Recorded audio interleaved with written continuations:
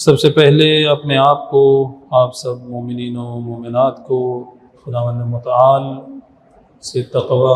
پرہیزگاری اور اس کے خوف کی نصیحت کرتا ہوں، اس لیے کہ کائنات میں حقیقی طاقت، حقیقی قدرت پروردگار عالم کی ذات ہے۔ لا حول ولا قوت الا باللہ العلی العظیم، یعنی اس جملہ میں ہم ہر قدرت، ہر قوت کی نفی کرتے ہیں۔ جو ہمارے عزیزان طلاب نحو پڑھتے ہیں،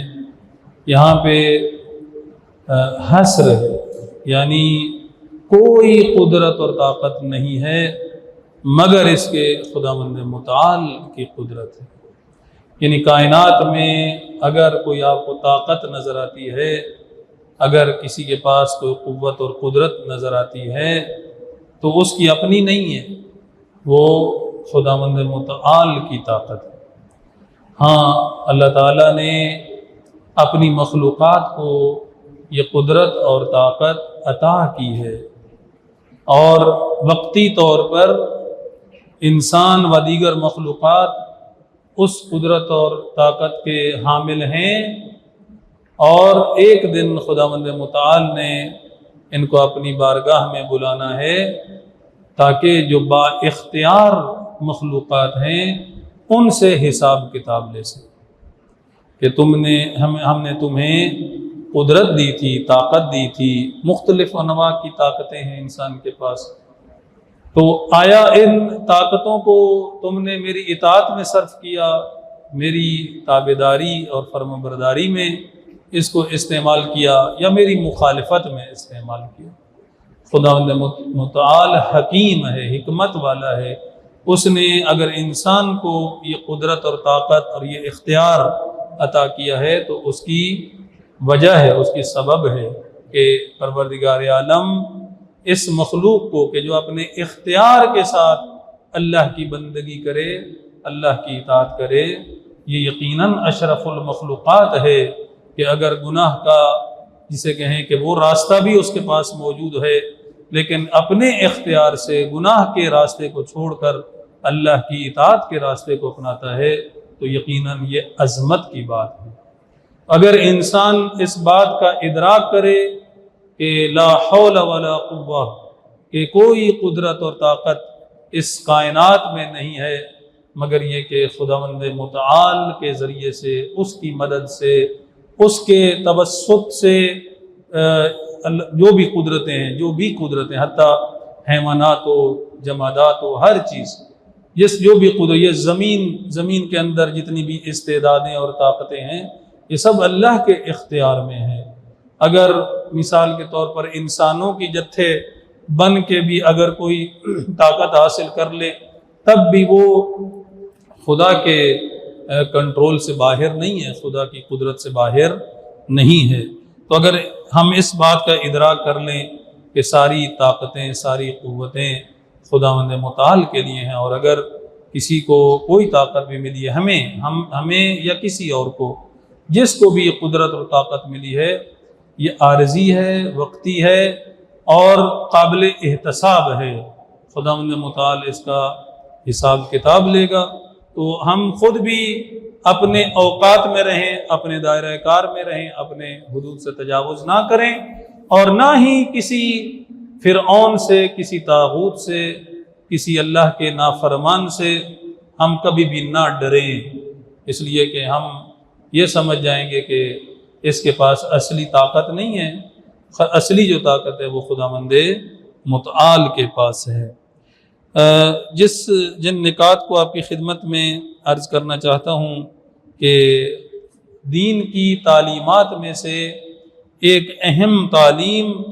امر بالمعروف اور نہی عن المنکر ہے۔ ایک ایسی عبادت، ایک ایسا فروعات دین میں سے ایک ایسا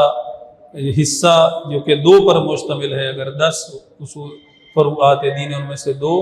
امر بالمعروف اور نہی عن المنکر ہے، کہ تھوڑا سا ہم توجہ اس کی طرف کم کرتے ہیں۔ عام طور پر دیندار انسان اس کو سمجھا جاتا ہے جو نماز پڑھے، روزہ رکھے، زکوٰۃ دے، خمس دے، حج کرے، یہ ساری عبادات انجام دے، اور اس کو ہم دیندار سمجھتے ہیں۔ حالانکہ یہ بھی ایک اہم عضو جو ہے وہ فروعات دین میں سے ہے، امر بالمعروف اور نہی عن المنکر۔ یعنی ایک دیندار وہ نہیں ہے کہ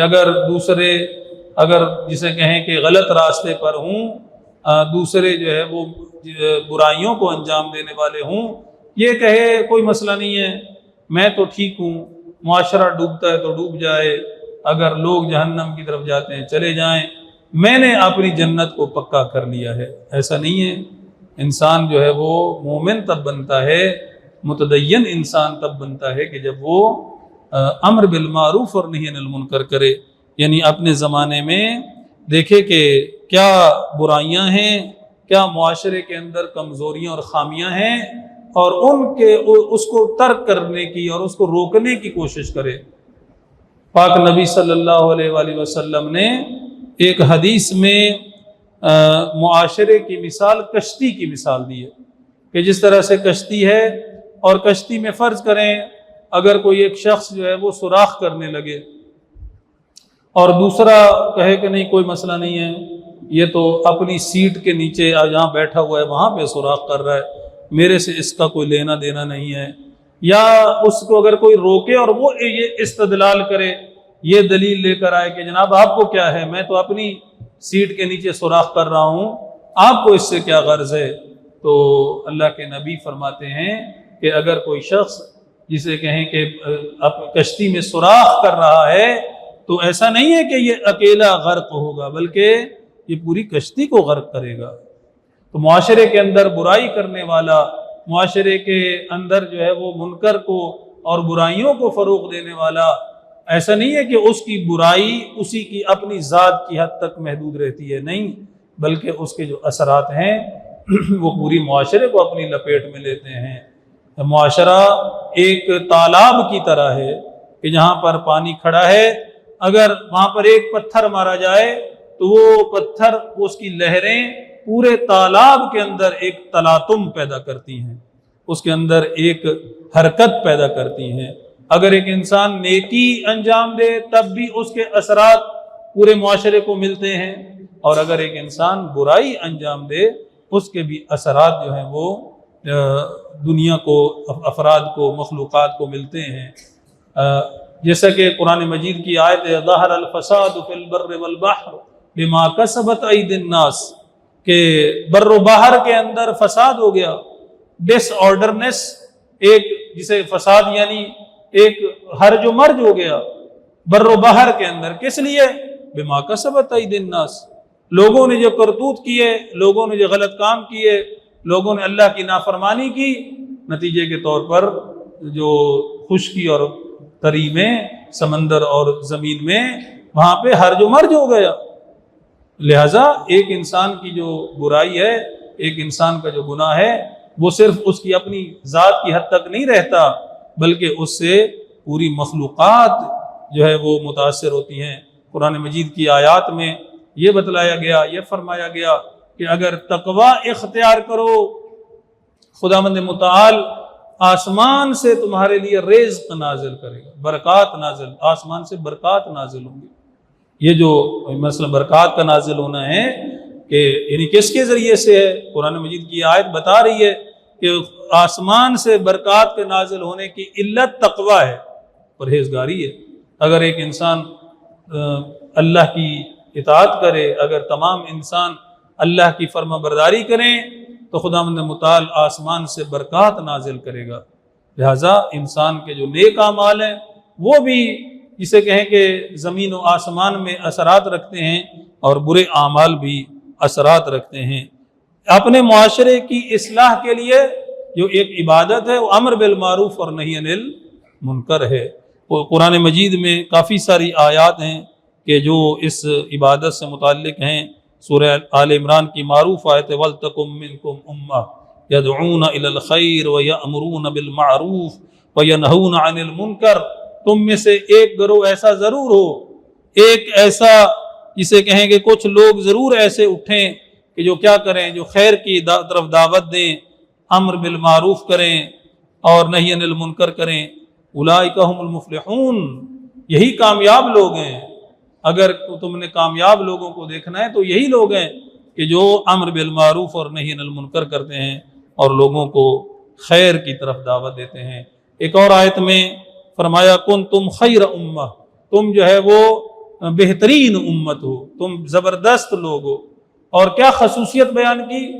کس وجہ سے تمہیں یہ خیر اور افضلیت اور جسے کہیں کہ بہترین ہونے کا ایوارڈ دیا جا رہا ہے؟ تأمرون بالمعروف وتنہون عن المنکر، تم ایسے نہیں ہے کہ کچھ بھی نہ کرو اور ہم بڑے زبردست ہیں، ہم بڑے بہترین ہیں، ہم جو ہے نا خداوند متعال کے خاص بندے ہیں۔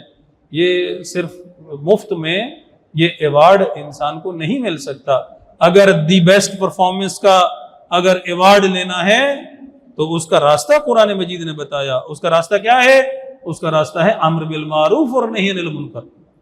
معاشرے کے اندر آپ برائیوں کو قلقمہ کریں، معاشرے کے اندر نیکیوں کو عام کریں،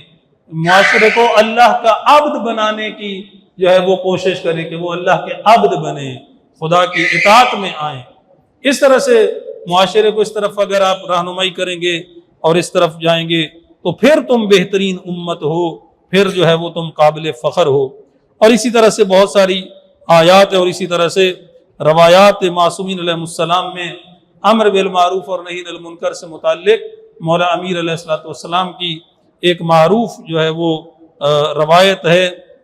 مولا فرماتے ہیں کہ تمام نیک اعمال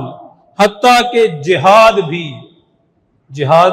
اتنی بڑی عبادت ہے کہ جس سے متعلق یعنی مثلا اگر کسی بھی عمل کا ثواب روایات میں بیان کیا گیا ہے تو عام طور پر شہید کے ثواب سے بیان کیا گیا۔ کیوں؟ اس لیے کہ شہید کا مقام بہت بلند ہے، شہید کا مقام اور عظمت بہت بڑھ کر ہے۔ جیسے مثلا اگر فرض کریں خداوند متعال نے اپنی محبت کو جب بتلانا چاہا کہ میں انسانوں سے، مخلوقات سے کتنی محبت کرتا ہوں، فرمایا 70 ماؤں سے زیادہ محبت کرتا ہوں۔ کیوں؟ ماں کی محبت سب سے بڑی محبت تھی، اس سے بڑی کوئی اور اکائی نہیں تھی۔ اسی طرح سے یہاں پر بھی عبادات میں جہاد اور شہادت کا جو مقام ہے وہ بہت افضل ہے۔ کہا کہ مولا امیر علیہ السلام نے فرمایا تمام نیک اعمال حتیٰ کہ جہاد بھی امر بالمعروف اور نہی عن المنکر کے مقابلے میں اس طرح ہے جیسے گہرے سمندر کے مقابلے میں لعاب دہن، ایک تھوک، ایک جسے کہیں آپ اگر ترجمہ کریں قطرہ، جیسے سمندر کے مقابلے میں ایک تھوک یا ایک قطرے کی کوئی خاص حیثیت نہیں ہے، کچھ بھی نہیں ہے، نہ ہونے کے برابر ہے۔ اس طرح سے ساری عبادات حتیٰ جہاد بھی اس طرف رکھیں اور امر بالمعروف اور نہی عن المنکر کو دوسری طرف۔ کیا مطلب ہے؟ یعنی دراصل بات یہ ہے کہ معروف کے دائرے کے اندر ساری عبادات آتی ہیں۔ آپ نے نماز جمعہ ادا کیا، اس کے لیے آئے، تشریف لائے، یہ ایک معروف ہے۔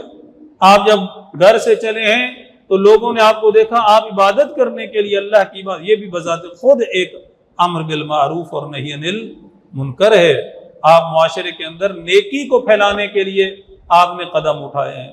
تو ایک اتنی بڑی عظیم عبادت کہ جہاں پر انسان اصلاح معاشرہ کا کام کرے، معاشرے کو ٹھیک کرنے کی طرف متوجہ ہو۔ اگر ہم جو بھی مثلا مختلف مجالس، مختلف دروس، مختلف اصلاح معاشرہ کے جتنے بھی پروگرامز ہیں، اگر ہم کسی کا اگر ویلفیئر کرتے ہیں تو یہ بھی اصلاح معاشرہ ہے۔ اگر کہیں پر بھی جو ہے وہ ہم فقر و بیماری ہو، ان چیزوں کے خلاف اگر اسے کہیں کہ جدوجہد کرتے ہیں تو یہ بھی معاشرے کے اندر جو ہے نا وہ ایک اصلاح کا کام ہے۔ اور یہ سارے کے سارے کام امر بالمعروف اور نہی عن المنکر کے دائرے میں آتے ہیں۔ لہٰذا ایک مومن، ایک عبد خدا وہ ہے کہ جو امر بالمعروف اور نہی عن المنکر کرتا ہے، جو صرف اپنی نہیں سوچتا، صرف اپنے بارے میں نہیں سوچتا کہ بس میں خود نیک رہوں، باقی لوگ اگر ڈوب مرے تو کوئی مسئلہ نہیں ہے۔ نہیں، معاشرہ کشتی کی مانند ہے، اگر کہیں پر برائی ہوگی، اگر کہیں پر جو ہے وہ مشکل ہوگی تو اس سے ہم سب متاثر ہوں گے۔ ایک سیلاب ہے، اگر فرض کریں مثال کے طور پر جیسے ابھی سوشل میڈیا آپ سب اکثر لوگ استعمال کرتے ہیں، تو سوشل میڈیا کو آپ دیکھیں، اگر انواع و اقسام قسم کی لوگ پوسٹیں کر رہے ہیں، اگر ایک انسان غلط پوسٹ کرے تو ایسا نہیں ہے کہ یہ جو پوسٹ اس کی ہے یہ اس کی اپنی ذات سے تعلق رکھتی ہے، نہیں، یہ جہاں جہاں پر بھی جائے گی، مختلف نیک بد، چھوٹے بڑے، مرد عورت، ہر کوئی اس کو دیکھے گا اور اس کے اثرات ہوں گے، اس کے نتائج ہوں گے۔ یقیناً وہ اس معاشرے کے اس ماحول میں اس سارے قافلے کے سفر کے اندر اپنا حصہ ڈال رہا ہے۔ کچھ ایسے ہیں کہ جو انسانیت کے ارتقاء اور کمال کے اس سفر میں روڑے اٹکاتے ہیں، وہ راستہ روکتے ہیں، وہ اس کو کمال کی طرف نہیں جانے دیتے، اور کچھ ایسے ہیں کہ جو اس کمال کی طرف سفر میں معاون بنتے ہیں، جو نیکیوں کی دعوت دے رہے ہیں، جو نیکیوں کو عام کر رہے ہیں، جو معاشرے کی مسائل اور مشکلات کو حل کرنے کی کوشش کر رہے ہیں۔ یقیناً وہ امر بالمعروف، وہ اس قافلے کو کمال کی طرف لے کر جانے والے ہیں، اور جو اس معاشرے کو جو اپنی خواہشات، اپنی آرزوئیں اور اللہ تعالیٰ کی نافرمانیوں میں لگے ہوئے ہیں، وہ اس کمال کی طرف سفر میں رکاوٹ ہیں، وہ اس قافلے کو آگے نہیں بڑھنے دے رہے بلکہ اس کو جو ہے وہ پیچھے دھکیل رہے ہیں۔ پروردگار سے دعا ہے کہ خداوند متعال ہمیں امر بالمعروف اور نہی عن المنکر کی توفیق عطا فرمائے۔ بسم اللہ الرحمن الرحیم، انا اعطیناک الکوثر فصل لربک وانحر ان شانئک هو الابتر۔ اور جیسا کہ پہلے خطبہ میں عرض کیا کہ عظیم ترین عبادت امر بالمعروف اور نہی عن المنکر ہے، اور اس کی اہمیت اور فضیلت اس سے واضح ہے کہ مولا حسین علیہ السلام نے اپنے قیام کے مقاصد میں سے ایک اہم مقصد امر بالمعروف اور نہی عن المنکر قرار دیا، یعنی یہ وہ عبادت ہے کہ مولا حسین علیہ السلام اپنی ساری تحریک کو، اپنی ساری نہضت کو امر بالمعروف اور نہی عن المنکر قرار دے رہے ہیں۔ میں اس لیے نکلا ہوں کہ میں معاشرے کے اندر نیکیوں کو عام کروں، معاشرے کے اندر برائیوں کا قلع قمع کروں۔ سب سے بڑی برائی وہ حاکم وقت ہے، وہ طاغوت ہے، وہ جو قرآن مجید میں کبھی فرعون، کبھی سمود، کبھی قوم عاد اور اس طرح کے جو نمونہ اور اس طرح کے جسے مثالیں خداوند متعال نے قرآن مجید میں بیان کی، یہ کس لیے؟ اس لیے کہ یہ سب سے بڑے منکر یہ ہیں، سب سے بڑی برائیاں وہ طاغوت ہیں جو اللہ کی حاکمیت کے مقابلے میں اپنا حکم چلانا چاہتے ہیں، جو زمین کے اوپر عدالت کے نظام کی بجائے ظلم کے نظام کو قائم کرنا چاہتے ہیں، اپنی خواہشات کے لیے، اپنے مقاصد کے لیے۔ ان کے مقابلے میں کون کھڑے ہوتے ہیں؟ ان کے مقابلے میں وہ کھڑے ہوتے ہیں جو زندہ ہیں، جو حی ہیں، جو واقعاً جو زندگی رکھتے ہیں، جو اپنے اندر ہدایت کا نور رکھتے ہیں، وہ کھڑے ہوتے ہیں۔ معصوم فرماتے ہیں امر بالمعروف اور نہی عن المنکر نہ کرنے والا شخص اس طرح ہے جیسے زندوں میں کوئی لاش پڑی ہو، جیسے مردہ ہو کوئی، اور جس طرح سے مردہ اپنے معاشرے میں کوئی اثر نہیں رکھتا، معاشرے کے اندر گناہ ہو رہے ہیں، برائیاں ہو رہی ہیں، طاغوت اور اللہ کے نافرمان لوگ اپنی مرضیاں کر رہے ہیں، اور یہ کچھ بھی نہیں، یہ ٹس سے مس نہیں ہے۔ اس کی زندگی میں اس طرح کے ظلم کے خلاف نہ دل سے کوئی نفرت ہے، نہ زبان سے کوئی نفرت ہے، نہ ہاتھ سے یہ کوئی کام کرتا ہے، تو یہ مردہ انسان ہے، یہ لاش ہے، یہ کھاتے، یہ چرنے پھرنے والے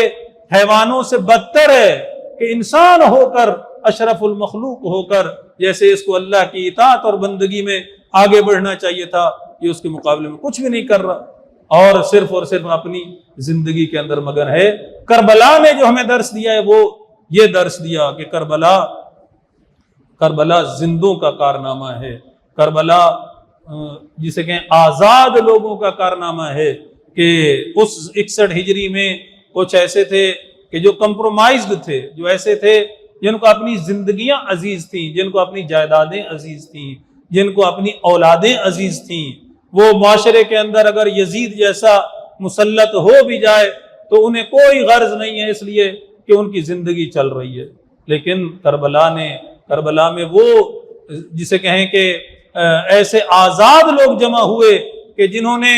اس ظلم کے مقابلے میں قیام کیا، ان قیدوں کو، ان رسیوں کو توڑا۔ ہم اربعین امام حسین علیہ السلام کیوں مناتے ہیں؟ کس لیے ہے؟ یہ مشی، یہ ان کی یاد، یہ عزاداریاں، یہ ان کا مقصد ہے، ان کا ہدف ہے۔ اگر کوئی بھی عبادت ہو، اگر اس کے اندر روح نہ ہو، اگر اس کے اندر جو ہدف اور مقصد نہ ہو، وہ عبادت مردہ ہو جاتی ہے۔ اگر ایک مثال کے طور پر نماز ہے، اگر نماز کے اندر قربتاً اللہ نہیں ہے، اگر اللہ کی رضا نہیں ہے، ہم دکھاوے کی پڑھ رہے ہیں، فلاں کسی اور کو راضی کرنے کے لیے پڑھ رہے ہیں، تو ہم نے اٹھک بیٹھک تو کی، لیکن اس کا ہمیں کوئی ثواب نہیں ملے گا، اس لیے کہ اس کی روح ہم نے مار دی۔ عزاداری امام حسین علیہ السلام ایک عظیم عبادت کہ جس کے متعلق یہ ہے کہ رونے والا، رلانے والا، رونے کی شکل بنانے والا، اس کے لیے اتنا زیادہ اجر و ثواب ہے۔ یہ اجر و ثواب کس لیے؟ یہ کس مقصد کے لیے؟ یہ ایک بڑے ہدف اور مقصد کے لیے ہے۔ یہ اس لیے ہے کہ مومنین آمادہ اور تیار ہوں کہ مثلی لا یبایع مثلہ، کہ مجھ جیسا کبھی بھی یزید جیسے کی بیعت نہیں کرے گا۔ جب ہمارے بچے، جب ہمارے جوان، جب ہماری عورتیں، جب ہمارے بزرگ، جب مولا حسین علیہ السلام کا یہ نعرہ سنیں گے مثلی لا یبایع مثلہ، کہ کبھی بھی حسین جیسا، کبھی بھی حسینیت کا دم بھرنے والا کبھی کسی یزیدی کے سامنے نہیں جھکے گا، کبھی بھی اس کے سامنے اپنی گردن کو نہیں جھکائے گا، تو اپنے زمانے کے فرعونوں، یزیدوں، نمرودوں، شدادوں کے مقابلے میں اگر کوئی اٹھے گا تو وہ کربلا والا اٹھے گا۔ یہ مقصد ہے عزاداری، یہ ایک رسم نہیں ہے کہ ہم نے بس ایک روٹین ہے، ایک کام ہے جو ہم نے کر لیا اور اس کے بعد جو ہے نا وہ تعریفیں، کچھ کمنٹس کر لیے، فلانے نے ویسے پڑھا، فلانے نے ایسا پڑھا، اس نے ایسے ماتم کیا، اس نے اس طرح ماتم کیا، اس دفعہ تو نہ بڑی شرکت تھی تو اچھا تھا، تو یہ تھا تو وہ تھا۔ یہ عزاداری کوئی رسم نہیں ہے، یہ صرف کمنٹ کرنے کے لیے نہیں ہے، یہ بہت بڑا امر بالمعروف اور نہی عن المنکر ہے، بہت عظیم ایک کارنامہ ہے، اور اس کی یاد ہے، اور یاد اس لیے ہے کہ آج کے زمانے کے نمرودوں اور فرعونوں کو جانا جائے اور اس کے مقابلے میں موسوی اور حسینی کردار ادا کیا جائے، اس کے مقابلے میں عاشورائی اور کربلائی کردار ادا کیا جائے۔ عزیزو، آج اس زمانے میں ہیں، اس زمانے کے اندر عالمی سطح کے اوپر بھی آپ کے سامنے ہیں حالات و واقعات۔ آج حسینیت اور یزیدیت کی جنگ ہے۔ آج جسے کہیں کہ ایک طرف وہ لوگ ہیں کہ جو منکر چیزوں کو انجام دیتے ہیں، ایسے افراد ہیں کہ جو گناہوں کے اندر، جسے کہیں کہ اس دلدل کے اندر دھنسے ہوئے ہیں، اس بحر معصیت اور گناہ کے اندر غرق ہیں۔ ایک طرف وہ لوگ ہیں جو خواہشات کے اسیر ہیں، ایک طرف وہ ہیں کہ جو پاکیزہ ہیں، ایک طرف وہ ہیں کہ جو اللہ کے عبد ہیں، ایک طرف وہ ہیں کہ جو معروف کو، جسے کہیں دنیا کے اندر، عالم کے اندر عدالت کو، انصاف کو، حق اور حقانیت کو معاشرے میں عام کرنا چاہتے ہیں۔ ہم نے صرف بیٹھ کر تماشا نہیں دیکھنا،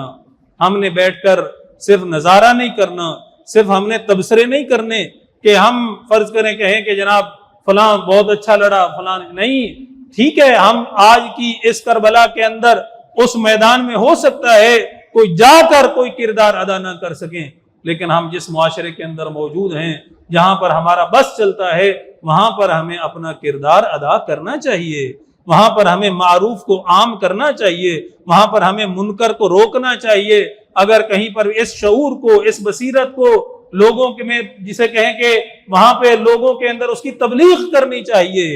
لوگوں کے اس شعور کو بلند کرنا چاہیے۔ اور جو عالمی سطح میں جو ہمارا ایک اللہ تعالیٰ نے آپ کو ایک ایسے آبادی میں رکھا ہے، اور الحمدللہ ہم یہاں پہ رجوع سعادات جیسی ایک ایسی عظیم آبادی کہ جو مومنین کے ساتھ، مومنین پر مشتمل ہے،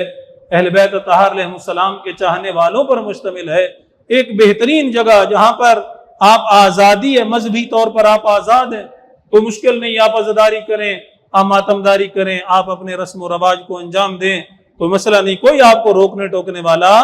نہیں ہے۔ اہل بیت سے محبت کرنے والے الحمدللہ یہ آبادی ہے، لیکن سوال یہ ہے کہ آیا اس آبادی کو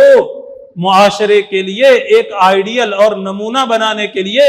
ہم نے کوئی کردار ادا کیا ہے؟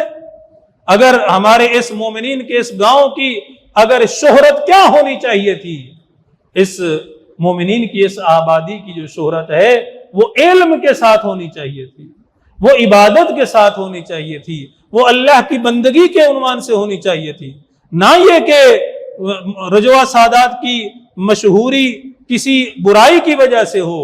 کسی نشے کی وجہ سے ہو، کسی گناہ کی وجہ سے ہو، اگر اس طرح یا ظلم کی وجہ سے ہو کہ فلاں وہاں کے رہنے والے لوگ اس طرح کے اس طرح کے، نہ، ہماری شہرت اطاعت و بندگی والی شہرت ہونی چاہیے۔ آئیں ہم کیا کریں، ہم کیا کر سکتے ہیں؟ اگر ہم، درست ہے ہم کہیں اور نہیں جا سکتے، ہمارا ہو سکتا ہے بس بعض لوگوں کا پاکستان کی سطح پر وہ کوئی کردار ادا کر سکتے ہیں، ہو سکتا ہے کوئی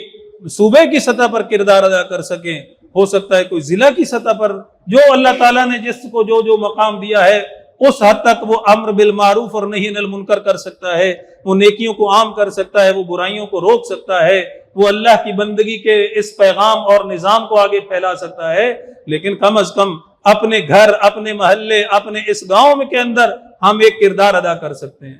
ہم ایک اپنے حصے کا ایک دیپ جلا سکتے ہیں، ایک دیا جلا سکتے ہیں۔ رجوع سادات کے اندر مختلف مشکلات ہیں، کچھ مسائل ہیں، ان کی طرف ہمیں متوجہ رہنا چاہیے۔ ایک مسئلہ کہ جو میں وقت کم ہے اس کو عرض کرنا چاہتا ہوں، وہ ہے نشے کا مسئلہ۔ رجوع سادات میں جوانوں کے اندر آئس کا نشہ اور اس طرح کے جو نشے ہیں وہ عام ہو رہے ہیں۔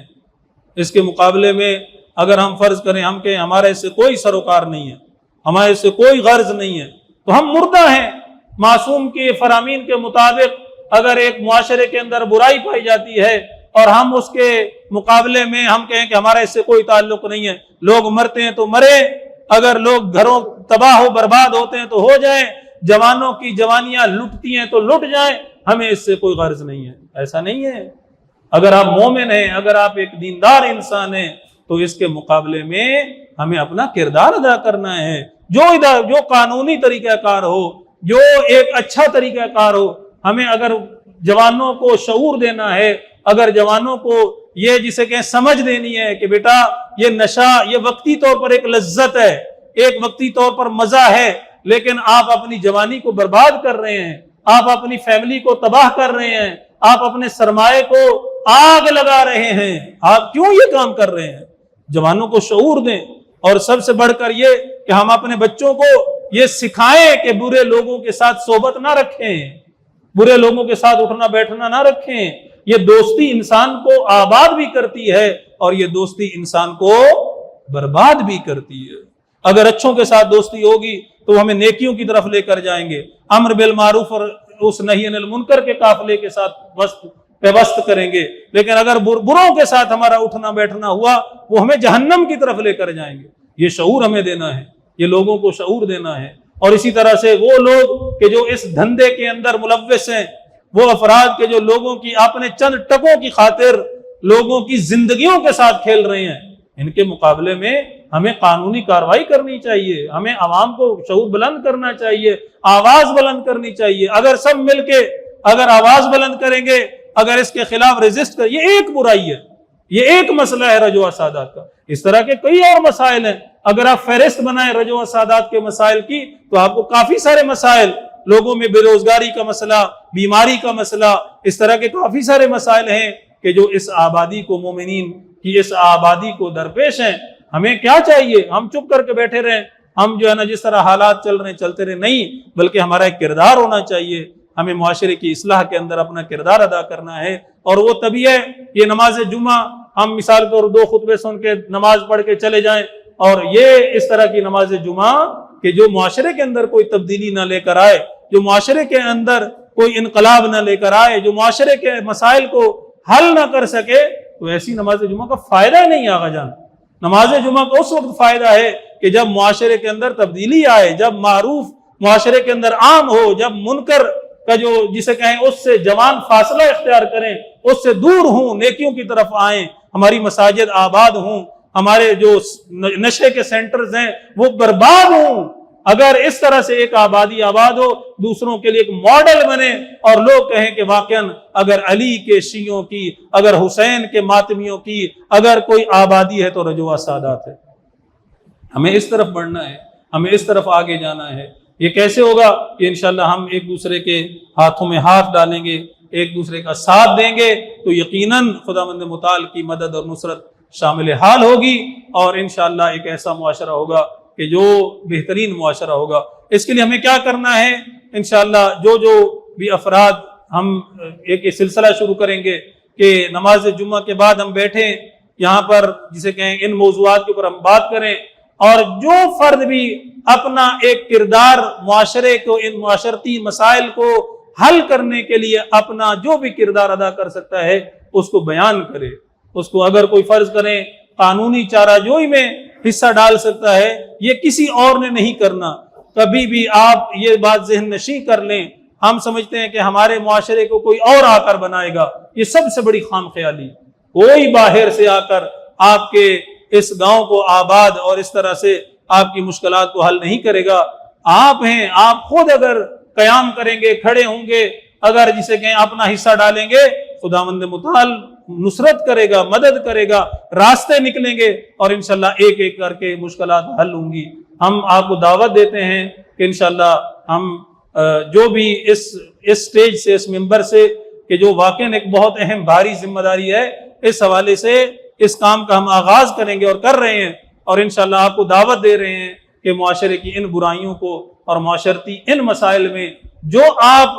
مدد کر سکتے ہیں، جو آپ حصہ ڈال سکتے ہیں، آپ کو ضرور ڈالنا چاہیے، تاکہ انشاءاللہ العزیز ہم خدا کی بارگاہ میں سرخرو ہوں، امام زمان علیہ السلام کی بارگاہ میں سرخرو ہوں، اور جب مولا کا ظہور ہو تو رجوع سعادات امام زمان علیہ السلام کی ایک اہم چھاونی قرار پائے، اور انشاءاللہ ایک ایسی آبادی، ایک ایسا ماڈل گاؤں قرار پائے کہ جو دوسروں کے لیے بھی ایک نمونہ عمل ہو۔ بسم اللہ الرحمن الرحیم، والعصر ان الانسان لفی خسر الا الذین آمنوا وعملوا الصالحات وتواصوا بالحق وتواصوا بالصبر۔